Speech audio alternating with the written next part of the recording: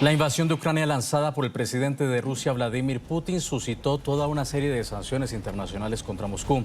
Saludamos a esta hora a Enrique Parra. Enrique, muy buenas tardes. ¿De qué sanciones estamos hablando? Hola compañeros, gracias. Bueno, comenzamos con las medidas adoptadas por la Unión Europea. El bloque añadió a Putin y a su canciller Sergei Lavrov en la lista de responsables rusos sancionados. La decisión fue admitida en una reunión de ministros de Asuntos Exteriores para aprobar el paquete sancionado adoptado por los jefes de Estado y de gobierno del bloque.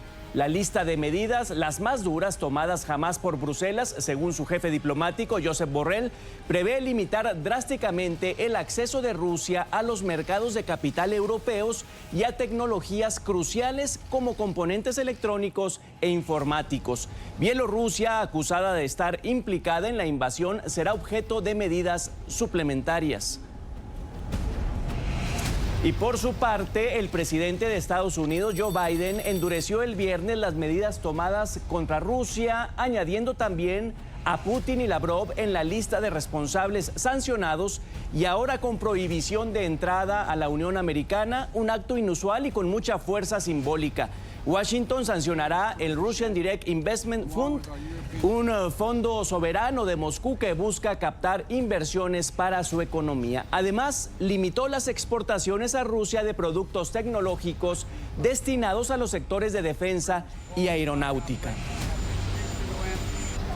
Bueno, Londres también congeló los activos de Putin y Lavrov y prohibió su espacio aéreo a los aviones privados de los oligarcas rusos.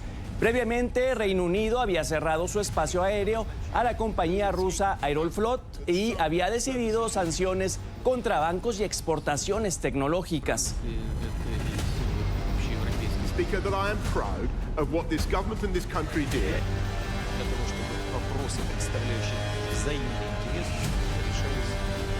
Is total rhubarb. I was very proud. Saludamos a Stephanie Enaro, analista internacional especializada en geopolítica, a quien damos la bienvenida al informativo de NTN 24. Hola, ¿qué tal? Muy buenos días, Alejandra, Nicolai, Enrique, muchas gracias por la invitación. Stephanie Enaro, viene, que no entren las fuerzas rusas, que no hayan tomado Kiev aún. Esto habla en sí de la eficiencia a poco de las fuerzas de Ucrania y los reservistas, o por qué no se han tomado. ¿Qué es lo que detectas, lo que lees, Stephanie? Bueno, hasta ahora se ve que ha habido una especie de guerra de guerrillas en Kiev, difícil de controlar por el ejército ruso, porque mucha gente está luchando al lado del presidente ucraniano Volodymyr Zelensky para que los rusos no tomen la capital ucraniana, y justamente están combatiendo esta campaña de desinformación en donde fuentes rusas dicen que ya el presidente está en el exilio, que ya cayó Kiev, y por eso el día de hoy, muy temprano, Volodymyr Zelensky grabó un video diciéndole a los ciudadanos que él está bien, que sigue en Kiev y que sigue luchando y que no capitulen. Bien, Stephanie, ¿podemos hablar un poco sobre esta estrategia que ha optado tomar el gobierno de Vladimir Putin? Si bien entra, hay una especie de amenaza, después hace también una forma de pausa en cuanto a sus ataques. No se sabe si realmente es porque hubo una falla en su estrategia o porque realmente estaba resistiendo el ejército ucraniano, y ahora de pronto dice, vamos a reanudar esta toma, vamos a nuevamente nuestro objetivo, que es Kiev. ¿Qué es lo que está sucediendo en este actuar o estrategia de Rusia? Así es, Alejandra, lo dices bien. El día viernes el Kremlin hizo una pausa en su estrategia porque, según las fuentes oficiales, le ofreció una tregua al gobierno del presidente Volodymyr Zelensky, pero dicen que los ucranianos no aceptaron y que por eso están reanudando la ofensiva. Y hay que comentar que justamente un día antes, Vladimir Putin le habló a los soldados ucranianos, los invitó a derrocar a Zelensky y les dijo que iba a ser más fácil negociar con ellos, lo cual nos lleva a pensar que probablemente a Vladimir Putin no le interese quedarse con Ucrania entera, sino solamente con la región del Donbass, en donde se encuentran estas repúblicas independientes de Donetsk y Luhansk que reconoció el lunes de la semana pasada. Claro, pero ya que haces mención a esa declaración del presidente Vladimir Putin, en la que le dice a los ucranianos, por favor, apártese de ese régimen que llamó neonazi, refiriéndose al gobierno en Kiev, también permite pensar que quizá la estrategia, más allá de derrocar directamente al presidente Volodymyr Zelensky, la estrategia podría ser que incitar a otros para que lo derroquen por él y no quedar él mismo como quien derrocó un gobierno democráticamente electo.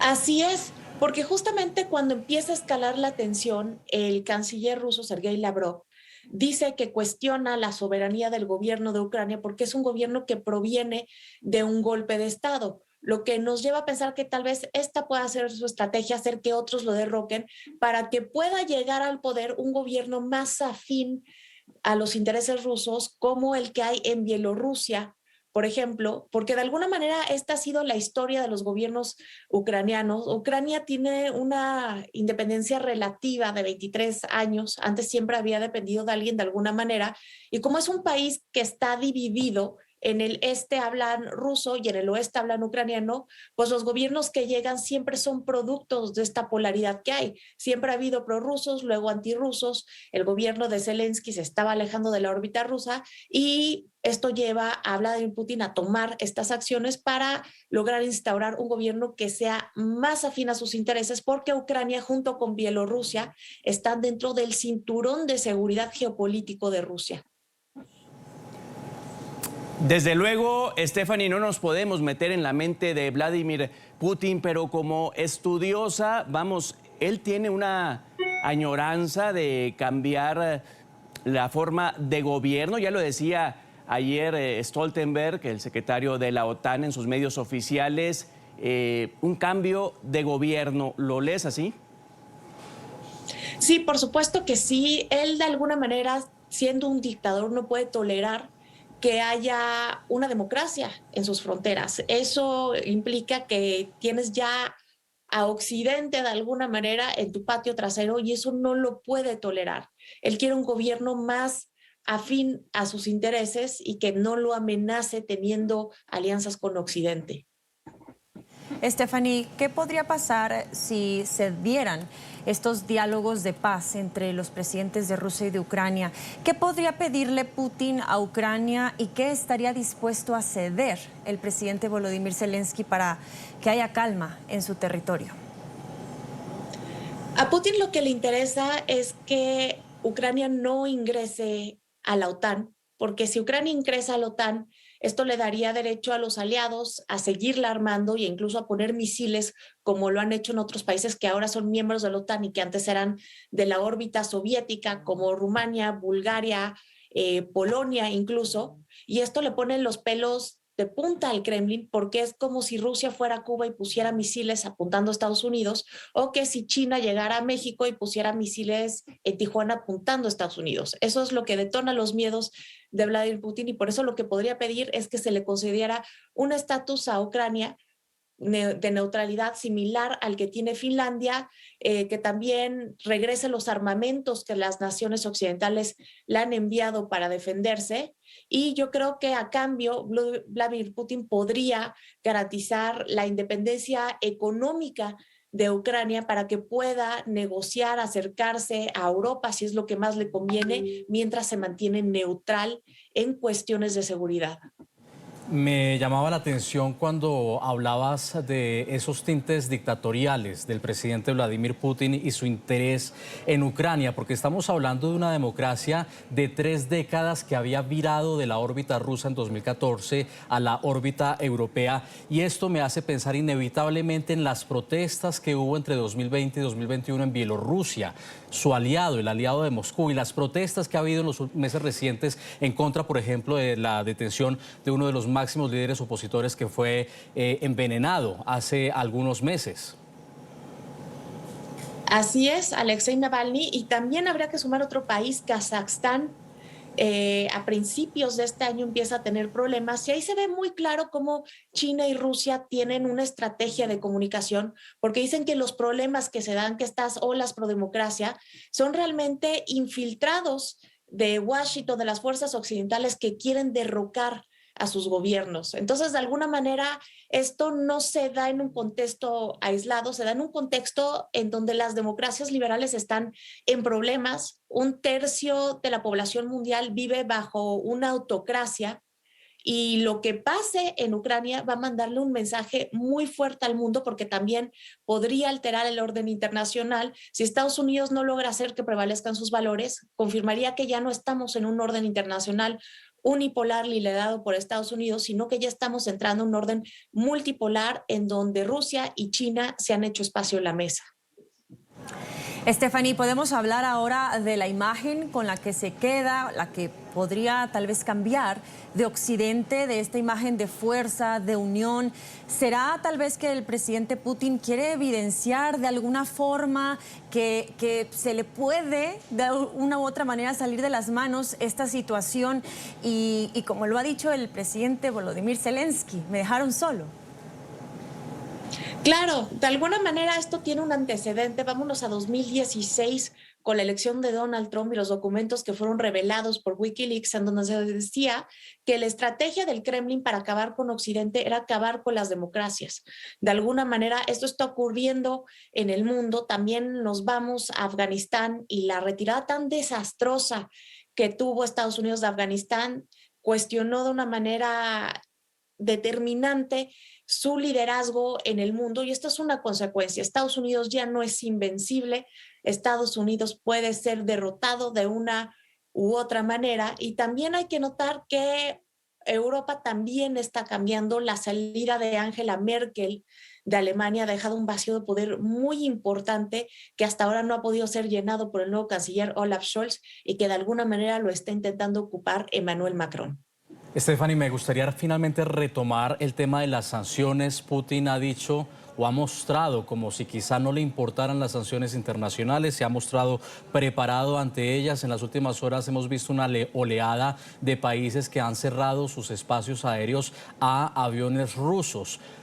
Aeroflot, que es la bandera nacional de Rusia, vuela a México. De hecho, una de las principales promotoras de esta ruta fue Armina Wolper, que fue cónsul honoraria de Rusia en el estado de Quintana Roo, en Cancún. Ella renunció en las últimas horas. ¿Tú ves quizá posible que el gobierno mexicano entre en ese juego de sanciones a la aerolínea rusa cuando esta semana lo vimos rechazando la invasión?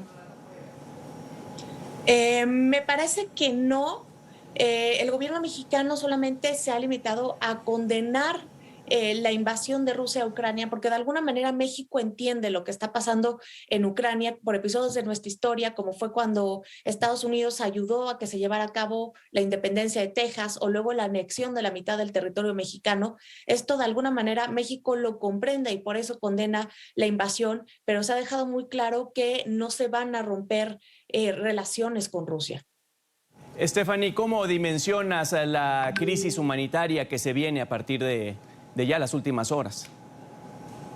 Es una tragedia, en verdad, la guerra es un crimen en el que muchos van a pelear por los intereses de unos pocos y los ciudadanos son los que siempre salimos perdiendo. En este momento se calcula que 140,000 ucranianos han dejado su país para irse a refugiar a países vecinos, mientras que otros tanto están buscando guarida en las instalaciones del metro. Me parece terrible y espero que este conflicto no dure mucho. De hecho, mi expectativa es que no dure mucho, primero porque Rusia sí puede de alguna manera sobrellevar las sanciones que le han impuesto, pero no tiene el músculo que tenía la Unión Soviética para aguantar una guerra que dure mucho tiempo. Bien, está en pantalla Stephanie Enaro, analista internacional especializada en geopolítica, a quien le agradecemos por su tiempo y por su aporte en este espacio informativo especial, en esta transmisión. Stephanie, gracias. Gracias a ustedes. Les comparto mi cuenta de Twitter, @Enaro, Stephanie Enaros con H, donde estoy llevando el pulso de este conflicto minuto a minuto. Bien, seguiremos informados también a través de tu cuenta de Twitter. Gracias, Stephanie. También nos acompañó Enrique Parra, director del programa La Tarde, fin de semana. Enrique, gracias por haber estado con nosotros. Compañeros, muchísimas gracias. Seguimos atentos en la redacción, atentos al seguimiento de esta cobertura especial. Segunda pausa en esta emisión y ya